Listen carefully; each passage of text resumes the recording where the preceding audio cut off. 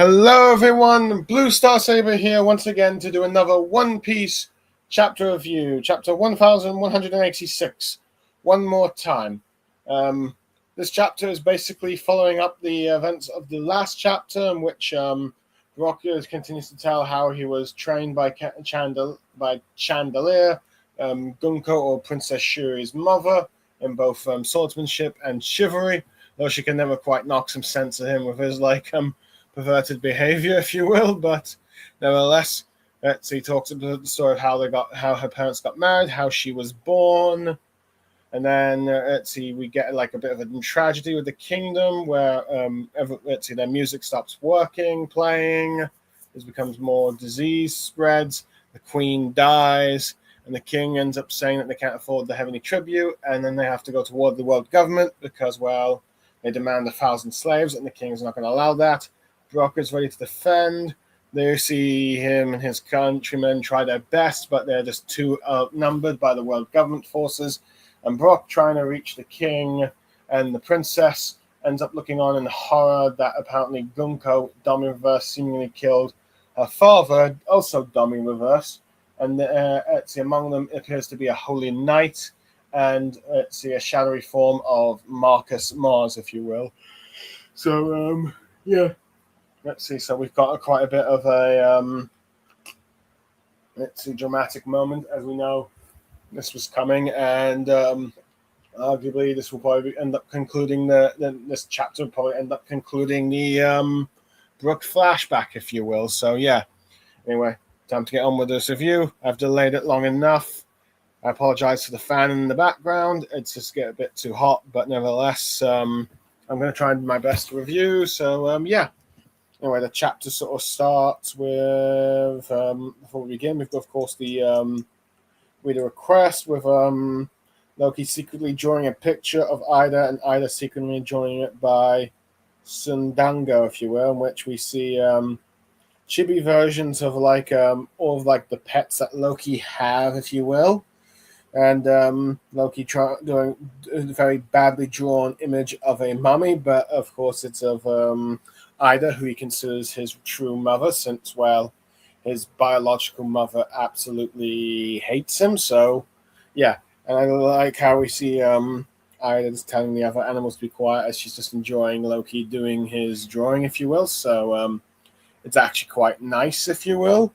I can definitely see this actually happening in the actual manga somewhere, but I'm just not.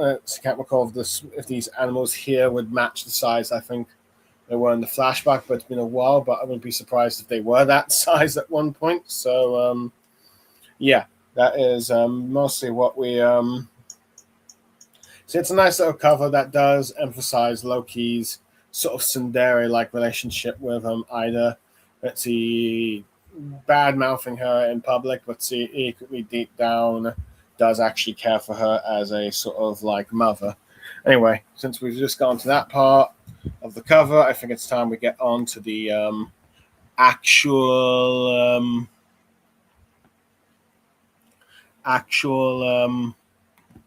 chapter, if you will, which begins with soldiers crying, never give up as they're being attacked by the world government, saying that the only path to survival is independence, but you can see them getting shot down. But Brook, as we can see here, looks on in horror as, let's see, the mysterious God Knight, Princess Shuri, seemingly dummy reversed, and the shadowy figure of Marcus Mars, if you will, as Brook is so horrified that he just seems to completely ignore the danger that he's surrounded with, and not realizing that that seemingly a shadowy figure is popping out of Marcus Mars, if you will, Emu, sort of doing what he did with Saint Saturn on God Valley. But here there's Marcus Mars, if you will, explaining how the Dummyverse happened, because, well, Emu is possessing Marcus Mars for this moment, if you will.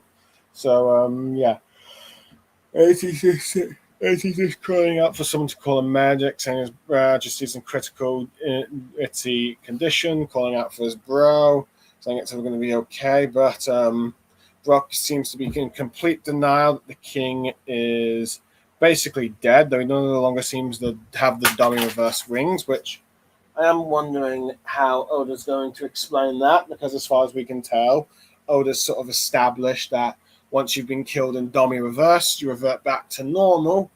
Though, granted, that doesn't seem, no, granted, the only other case where that doesn't seem to have been the case, was like the David clan back in God Valley. Roxy Sabak was reversed. Dorian Bruggen, Giants, and Elbaf reversed, but I don't know, it seems to be 50-50 on this, so I think Oda needs to do. I really think Oda needs to probably explain this at some point, but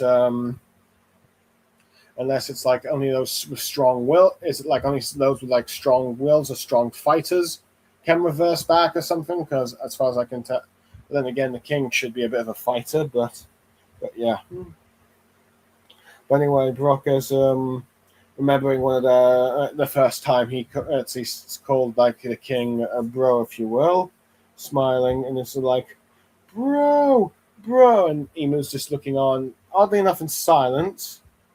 Let's see, I'm not sure if he's just either like just some are probably theorizing that, oh, is this because he's thinking maps of his own, perhaps maybe friendship with Joe Boy, or just like just looking out and just like, what is this fool doing? I'm not entirely sure. But at the very least, it seems Emu is at the very least just curious who this interloper is. I am curious if Emu, let's see, due to the fact that Brock, if Emu's here, I wonder why he didn't recognize Brook back at an Elbaf. And again, I suppose since Brook's now a skeleton, he probably wouldn't really, recognize. Let's see, probably wouldn't really recognize. Emu wouldn't really recognize Brock, if you will. So as he's calling desperately for a medic, let's see. As I think, granted, I think this might be Mu saying this was an inconvenient time for an interruption. I at least assume so, but at the very least, but let's see. So probably he's not thinking on about Brook, or maybe his own relationship with Joe Boy there. I think he's just like, who this fool is. But anyway, Shuri ends up on. Let me just check. Do I have an image of this?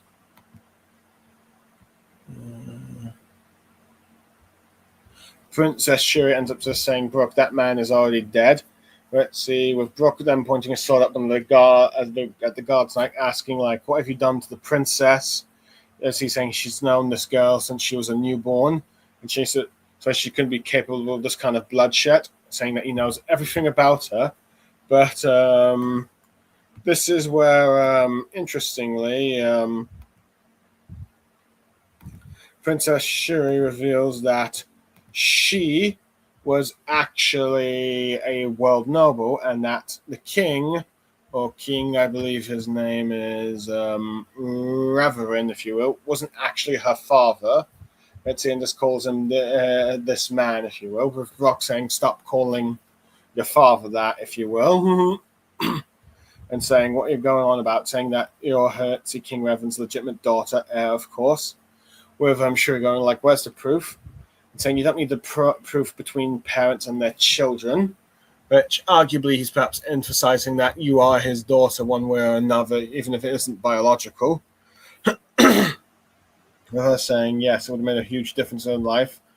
As she's saying, she now wasted 16 years spent a celestial. Let's see, she could have been 16 years as a celestial dragon, which arguably we got a confirmation of her age of when she was taken to the Holy Land. And once again, Oda seems to like having princesses at the age of 16, though I don't know if that is the age that she becomes immortal or not, but we'll have to wait and see in that regards. Now I'm assuming with like the way I assume that she's probably a bit older, who knows? I just before she becomes immortal, I'm not entirely sure, but I don't know. Oda liked having his princesses start their sort of journey, if you will, at the age of 16, but who knows? But yeah. With her then saying they demanded 1,000 slaves, revealing the 1,000 slaves demand was wrong, it was a lie, and it was because the king, her father, refused to hand her over. Brock trying to plead with her not to call him that, saying that he let his people die for nothing. And then saying that's why he had to pay the price, saying if the king dies, the war's over. But Brock points out that if they lose, then the country becomes a lawless wasteland. And she says it doesn't really matter anymore. And this is where the member of the Guard Knights finally speaks, revealing him to be Knights of the Guard, Saint Maimaguro, if you will. And I think most people, just judging by the name, can probably summarize that this man is very much Shuri's or Gonko's real father, as he ends up saying, I remember you as Chandelier's squire, the boy with the poofy hair, saying not that you were ever allowed to get close to him, and his eyes showing that he has the same matched eyes as Gunko, or Princess Shuri, if you will, which shocks Brock, revealing that he wouldn't normally really come to a backwater country like this, but to recover a measly whelp. But the biopolar eyes of hers, if you will, is an extremely rare trait, and one that the Great One desires, sort of revealing that the Gritzy Emu is like the great, sort of giving a hint of like Emu's existence, but going like, well, I may not have awakened for me, wondering if she can, but Emu starts talking, and probably since probably an inconvenience bit, tells telling Garo that he's speaking too much, with him apologizing, with him telling Shuri to make it quick, and Brook thinks that he must be dreaming about this, saying that he must be dreaming, and this has got to be a nightmare, thinking about all the times he changed her diapers, knows everything about the princess, with Shuri going like, don't act like I owe you anything, saying you're being pathetic and all that stuff, saying she wants protection from strong people, and she's going to go to the Holy Round, saying there's no any need for you.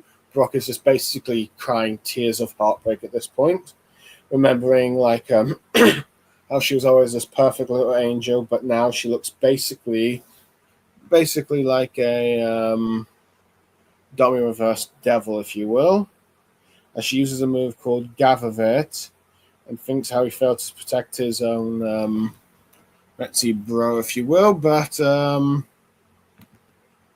unfortunately, as he's about to be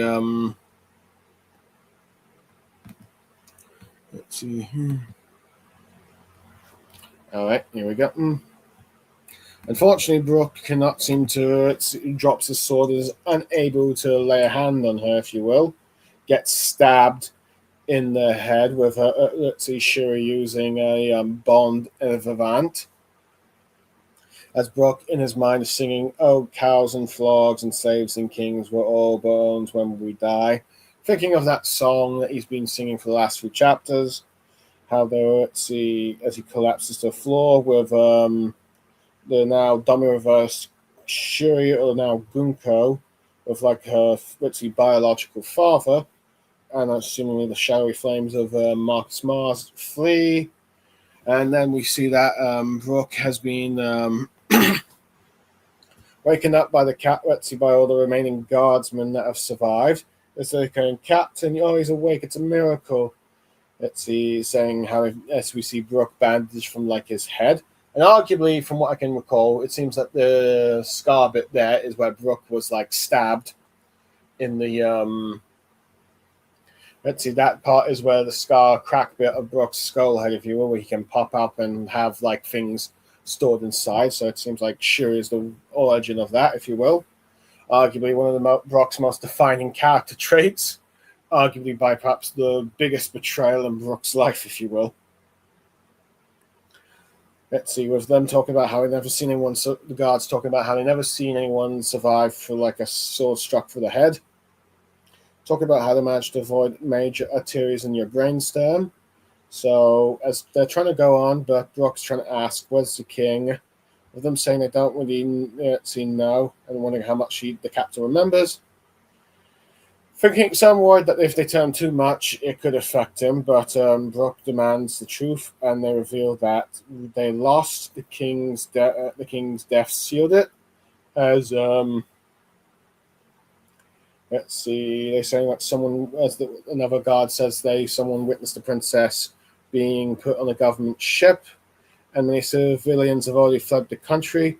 But what country would take in all those refugees, if you will? So, arguably, a country destroyed, thousands fled. But as we know in real life, refugees of countries aren't exactly always welcomed, and you get like those who just like saying like we can't have them in our country, they're too much, going to take our jobs, all that, all the sort of like discriminations that refugees have, if you will. So yeah, even if they fled this country, they're not going to have an easy life, if you will. So it may even get pretty discriminated by other nations, if you will. So I think that's been emphasized here, if you will. So but Brock starts remembering Shuri's betrayal on the king's death. As he starts screaming, and his like fellow guardsmen of like he's bleeding again, saying, "Hold on, stay still." As we see, as we see, I've clicked the wrong. Accidentally clicked the wrong one. Let's see, where is it? Oh yeah.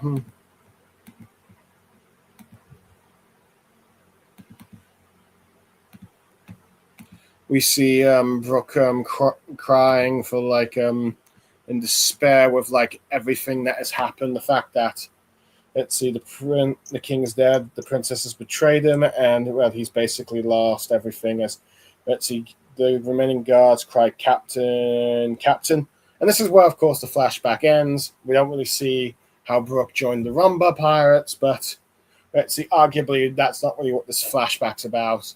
And if we do see that, they'll probably, if I had to guess, probably when let's see, Brooke and maybe Shuri reunite, and let's see, she's free from her Gonko personification. With Brooke talking about back then, he didn't even know about the existence of devil fruit, explaining why, let's see, the whole devil wings did not really didn't understand the devil wings, and thinking that it was just hallucinating about what happens. So it makes sense why I didn't think why he didn't see like Marcus Mars' shadowy form or Gunko's devil wings, if you will. Thought it was just like he was just traumatized by what he was seeing, and such that as he's talking about here, so he was shocked seeing the survivor dead on the ground, and he felt the chair change in the princess and a new demonic visage, saying, "If those weren't illusions but real memories." And Brooke says, "My friends," starting to cry in human skeleton form now, going like, "Do you think it'd be all right if I had Fanfin Princess Shuri one more time?" As you see Jinbei staring Usopp with his mouth wide open, probably shocked by the events. Nami holding seemingly, I think maybe holding a few tears back. And Frankie, of course, is let's see, got a bunch of tears coming from his like thing, trying not to burst out crying just yet. About how sad Brooke's backstory is, if you will. As oops.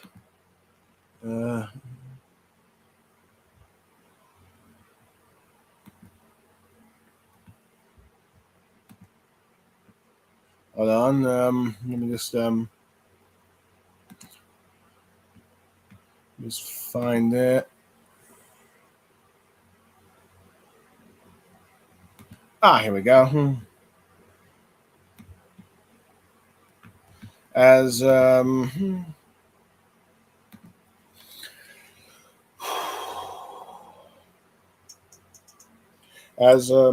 Ritzy saying, if she happens to be a victim in all this, Ritzy, as we cut to the ice cube, Ritzy, Shuri saying, "Run, Brooke." Ritzy, just before she was taken over by Emu, we see that Shuri is still in the ice. Let's see, Brooke thinking of the flashback of her being pouty, saying, "Because I'm Papa Mama's daughter," with Brooke crying out how he wants to save the Princess Shuri, and ends up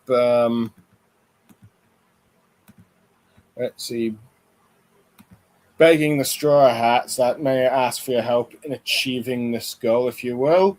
And as he's bowing down, which maybe surprised Usopp there, but I'm not entirely sure in that regard. So I'm just so with that, the Straw Hats then vow to do so, saying, "Do you really need to ask? Let's hurry up and break that block of ice." Nami thinking maybe her ice can do it. Frankie crying out, saying, "Maybe my radical beam." Let's see. So and may have in one go, with Brooke thinking, "I don't think we should use explosives," wondering what he can do to help, thinking, swishing around, as showing that, okay, this is what the rest of the Straw Hats are doing while the Monster Trio are taking on the Guards Knights and I guess Emu, if you will. With then Brooke speeding up, saying, "Hey, Brooke, wait up," as he's just crying, running, arguably returning to his old gag self, if you will, of trying to rescue the princess. As we then cut to the Cafeteria War School, with Luffy crying out how he's all full now, saying the bad news guy, that bad news guy is Elmas enemy, right? Saying that means he's my enemy, saying he's overflowing with strength. Eating his meat, jumping out, saying, "Right now I can't see anyone beating him." And then we sort of cut to Loki fighting Emo still, with him going after kids. The world government sure fight dirty, with Emo saying, "Does thus not know why?" Saying, with Loki confused by these words, as Emo is saying 800 years, saying he'll teach thee, saying 800 years ago thy kind suffered defeat in order to save thy children, explaining how, giving us an idea of how the giants were defeated back in the Void Century, given how the might of the giants, especially with them dealing with the new giant warrior pirate, the giant warrior pirates dealing with the Buster Call Marines. This might explain how the alliance of the world government alliance, if you will, of 20 kingdoms was able to take on Joy Boy's army when they have seemingly the giants backing them, is that they use the dirty character of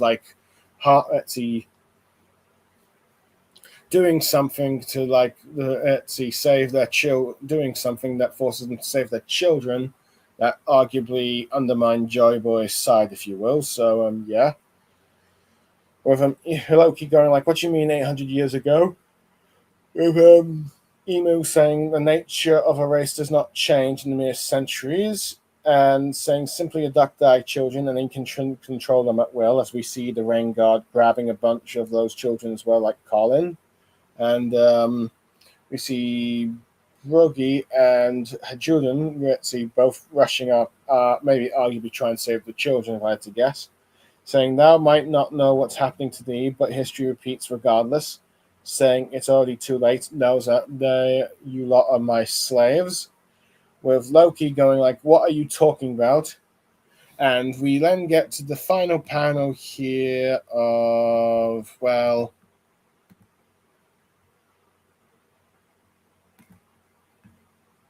Luffy shouting "You get out!"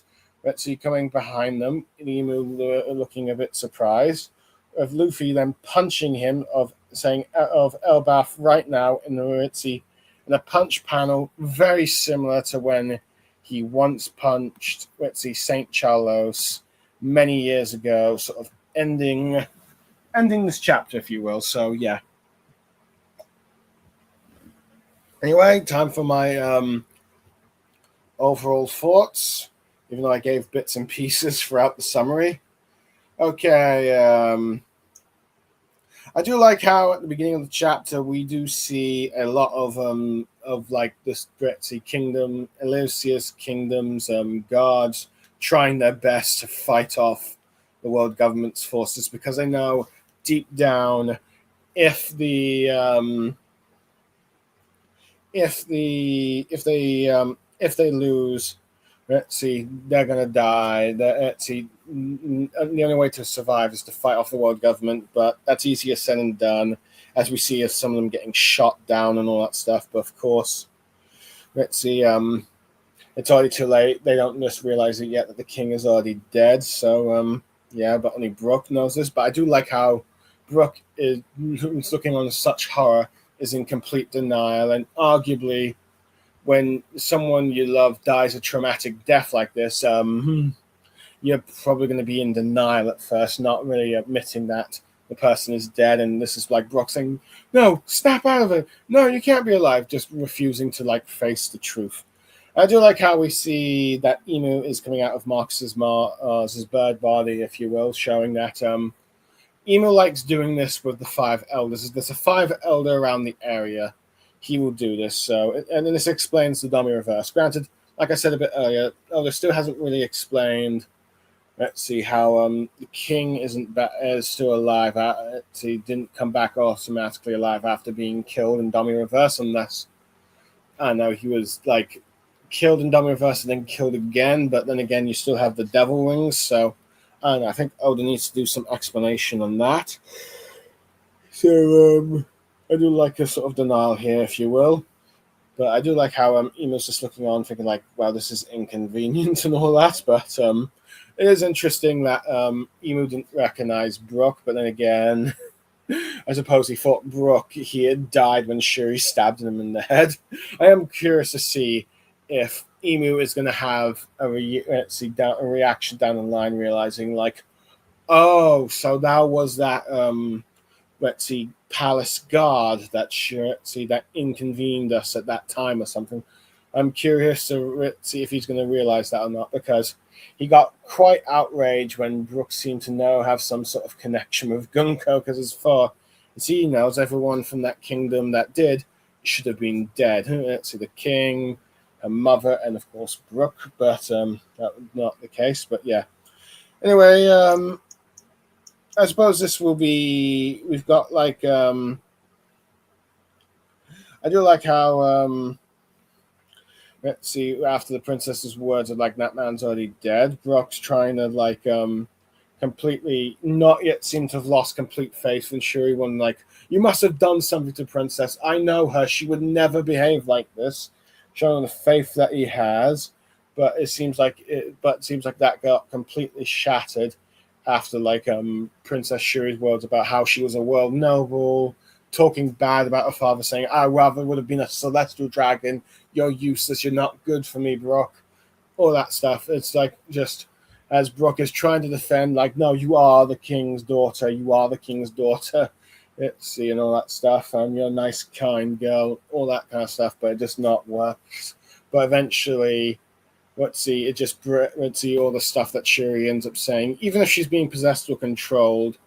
Let's see, it was enough to like Brooke become so came to despise Shuri that he didn't really want to mention her again, which arguably now that we've seen this flashback, you can probably see with this kind of level of betrayal why he would never bring her up, if you will. So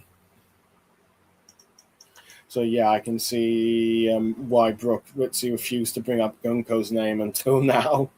After all, and why the only bit of backstory we had was that Brooke was a part of a royal guard, if you will, at one point. So yeah.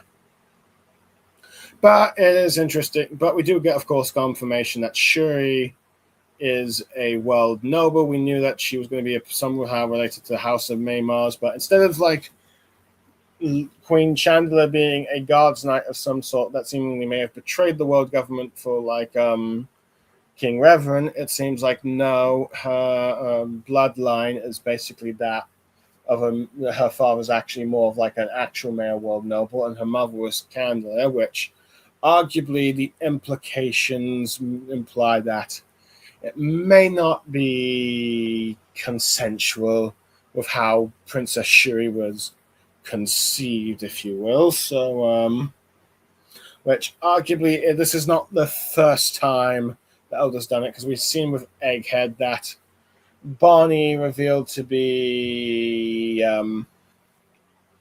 Bonnie was revealed to be, the child of a world noble who took Ginny as an eighth wife, and arguably that was not consensual as well, which arguably that led to some very dark implications, which Oda never explicitly state before, but this is as close as you can probably get, along with the Ginny stuff, if you will, which I will admit, even back then, I was a bit uncomfortable with. And I did hear that apparently fans in Japan for One Piece thought that this was too dark for One Piece, and probably also didn't help that. Let's see, for that one, that was like Bonnie turned out to be a kid with how like Oda had portrayed her visually, but let's see. So for, arguably, you could say the same is happening here with Gunko. Granted, we know that Gunko or Shuri is 16 with the events of this. I still don't know if whether or not she became immortal afterwards, or if she spent a few years becoming a member of like the Holy Knights before officially becoming, immortal or something like that, or Emu decided to make her permanently immortal or something, or permanently young. I'm not sure, but yeah, I know. And we know that she's 77, but her actual body remain her actual body's physical age. We don't know if she's been when she became immortal from that or not, but yeah. Anyway, a bit of a ramble about that going off.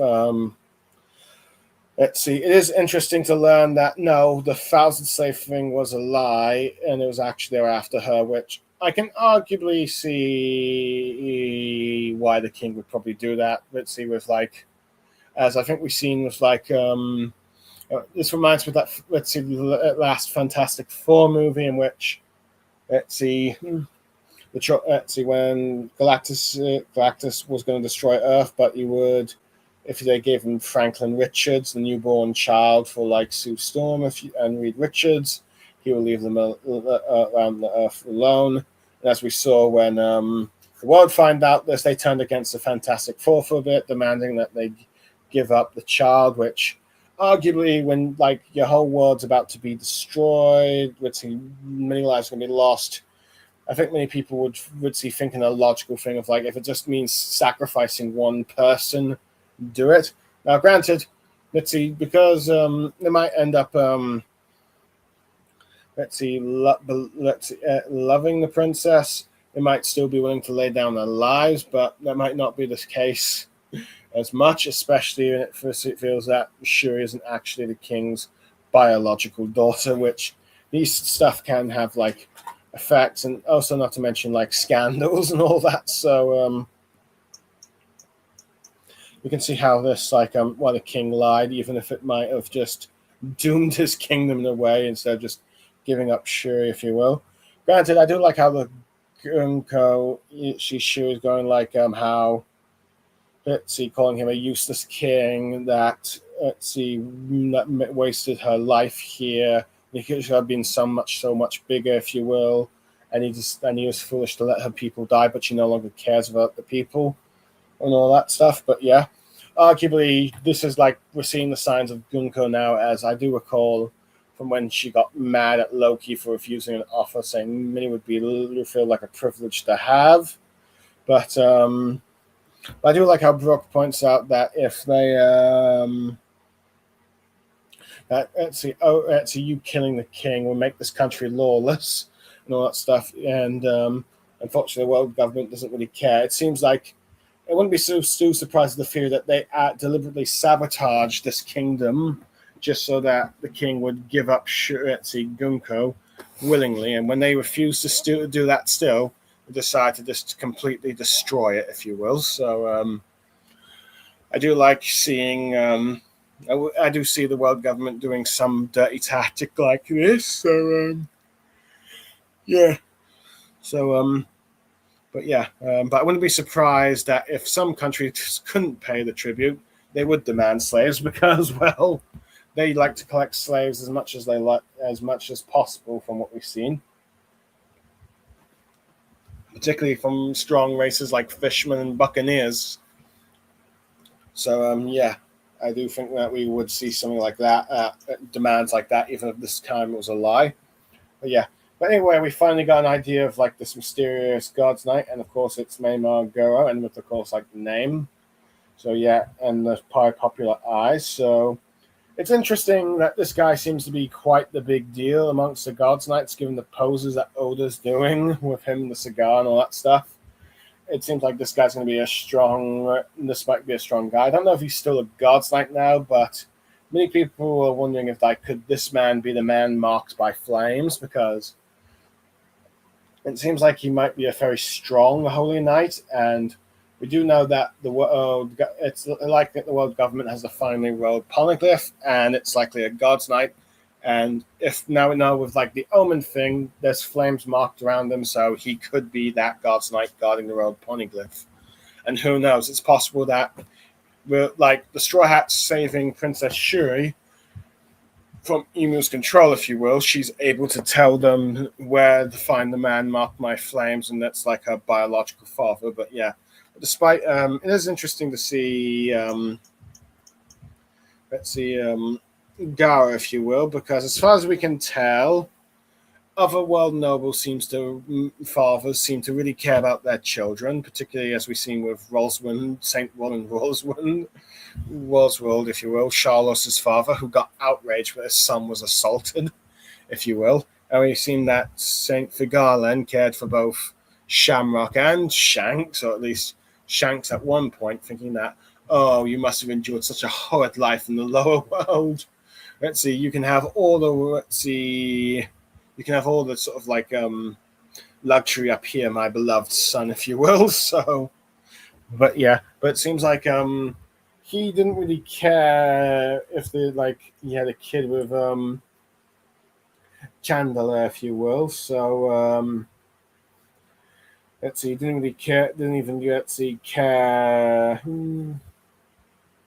Didn't even care if this Gunko was his child, but given the fact that she had the mismatch eyes, and this is apparently, interestingly, an ability that let's see, this bipolar eye thing has some sort of ability that Emu desires.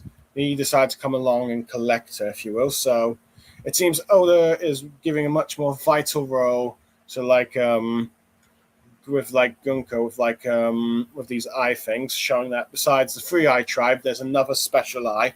Now, granted, these mismatch eyes, we don't know what exactly is special about them, and if it's like some sort of ability that eye thing that can only happen in the Maymar family or not, or is this some sort of another tribe race thing? Or if not, we might get our first family Gekke Genkai Dojutsu in One Piece, as some people are jokingly put. But at the very least, we know that Gunko is going to be playing a more vital role in the story. But arguably, if Emu does lose Gunko with this whole eye thing, it might be that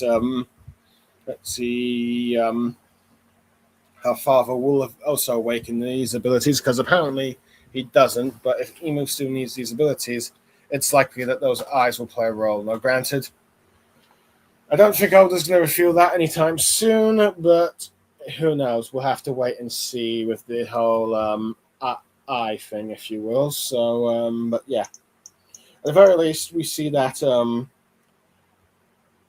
Guru, if you will, is doesn't really care for his daughter, and is a bit of a blabbermouth, but that has to be repented by Emu. It's like you're maybe speaking too much, but nevertheless seems to be trusted. So, and is and is, at least at the very least has a very good memory of like what Brook's like. And I'm curious to see if he is the man marked by flames, and the Straw Hats eventually encounter the man marked by flames. It turns out to be this guy. I wonder if he will recognize Brook as, oh, you're that palace guard that was that my daughter supposedly stabbed and all that stuff. But yeah, so but yeah. Anyway, I do like how Brook just cannot seem to fight the princess and just lets himself be stabbed. It's just his heart broken and all that stuff. And I do like how the scar that this crack in Brook's skull seemingly has come from Shuri's blade, and we know that wounds and marks and scars like that have like such a profound impact It's like a prominent part of Brook's gags, if you will. It's because of like part of the biggest trauma in his life, if you will. So I do like that, and I do like he's singing the song about Bones as he's dying. Arguably, yes, it's a miracle that Brook survived a stab for the skull. I think that has happened a few times, not just in One Piece, but in real life. Though, granted, let's see, given how Oda refuses to kill characters, and we know that, let's see, it is sort of like a bit of amazing that, let's see, more characters, let's see, survive stabs to the head, as we saw with like Elder Zhao, though granted the sword's still inside here. Brock is just lucky. I'm wondering if like maybe Chopper could do something for Elder Jaro, but we'll have to wait and see in that regards. It could be that sword's just permanently stuck in him now, but yeah. I do like how some of these guards kept an eye on Brook and telling him about how the country is basically doomed. People have fled. I do like how Oda brings a bit of politics about how when a country is destroyed, the majority of its citizens flee and become refugees, but they are discriminated against. So I do like that little bit of politics there. Let's see, like they left the country, it's become a lawless wasteland, but let's see, being the life of a refugee is going to be hard, especially against ones with nations that discriminate against refugees. That don't really want them there. But I do like how Brook's trauma is like so bad that he ends up bleeding again with like everything that's happened. I do like how he explains like the whole devil fruits and that earning the straw hats. I do like that. It seems like okay, rescuing Princess Shuri is going to be what the straw hats are. Basically, what's the goal for like the rest of the straw hats? Really, because you got Zoro and Sanji fighting in their respective God Knight. Luffy's fighting Emu. That's what we expect. But the rest of the Straw Hats, they don't have anyone to fight with. But it seems like they're going to go try and rescue Shuri, trying to find a way to break the ice. Though, granted, only Loki's hammer can do that, so that's not going to work. But I do think Shuri's going to break out the ice. I mean, I have read the next chapter, but I'm not going to spoil it for this review here. But I do think the moment when she's out, I do think we're going to get her possessed by Domi Reverse.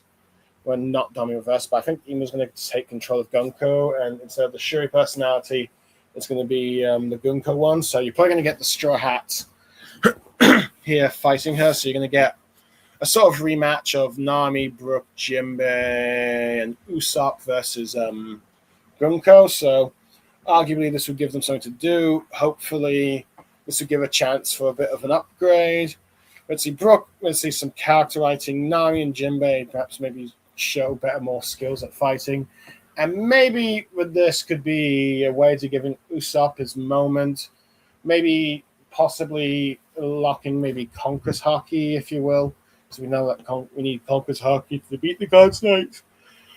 But yeah, I do like how the Straw Hats are like, let's see, we're going to help you, Brock. You don't even need to ask. And let's say with like some like Frankie crying and all that stuff. But Brook, of course, we see Brook is still like his skull gag thing as he's running. So I do like that. So I do like seeing all that kind of stuff. I do like how Luffy is now finally ready and it's like jumping up after eating his food. And I like how we learned that how the giant Emu's revealing that 800 years ago we used a similar tactic of kidnapping children to sort of like beat the giants last time when Loki calls them the world government cowards for this.